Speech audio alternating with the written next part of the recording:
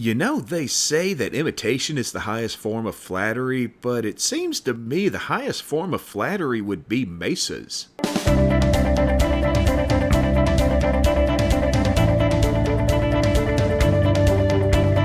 Hey folks, welcome to This Week in History, and right up front we want to go ahead and thank our patrons, Steve Stevens, Clayton Jaimes, and the Hayes family. We appreciate your support, and we appreciate the support from all of you through liking, watching, subscribing, all that good stuff. But, you know, if you want to help a little bit more, you can check out our Patreon, the link's down in the description. Trust me, I don't like having to do this, but, you know, hey, it's kind of part of the deal. It keeps us going. Anywho, let's get to it. On November 7th in 1775, Lord Dunmore's offer of emancipation was issued by John Murray, the royal governor of the colony of Virginia, but also the Lord of Dunmore, hence the name. It offered freedom to any slave in Virginia that escaped and joined the British. Now, it didn't have much of a turnout, though a similar offer from the king to all the slaves in all the colonies led to thousands of slaves joining up with the British. On November 8th in 1576, the pacification of Ghent had the States General of the Netherlands meet and unite to oppose Spanish occupation, more specifically Spanish mercenaries that had mutinied for non-payment, and then the rest of the Spanish as part of the 80 Years' War. In 1620, the roughly hour-long Battle of White Mountain took place near Prague, ending in a decisive Catholic victory and pretty much the destruction of the Bohemian Army. This was part of the Bohemian Revolt, which in turn was part of the 30 Years' War. On November 9th of 1729, Spain, France, and Great Britain signed the Treaty of Seville, which ended the 2-year Anglo-Spanish War, but it didn't really deal with a lot of issues, which is what led to the War of Jenkins' Ear 10 years later. In 1867, the Tokugawa shogunate handed power back to the Emperor of Japan, beginning the Meiji Restoration.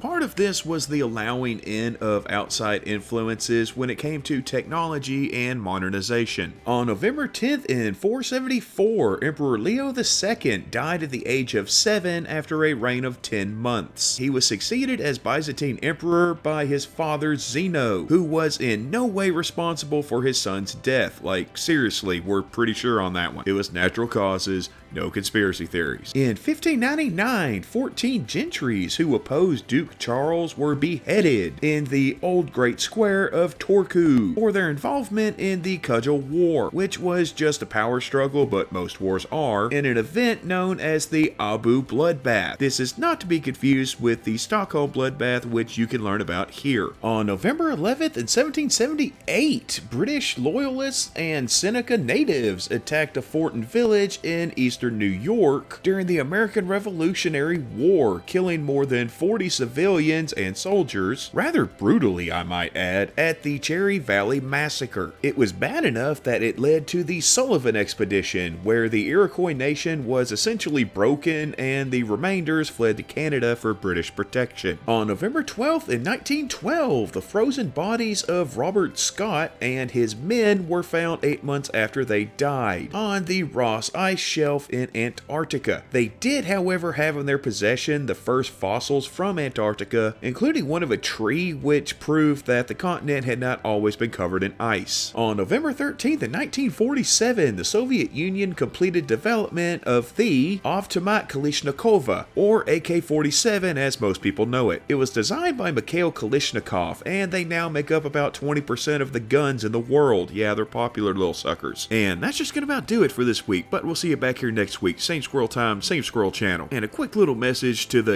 10 of you that might still be watching this. I greatly appreciate you watching. I cannot stress that enough. So thanks for watching. Be happy, be healthy, and y'all come back now, you hear?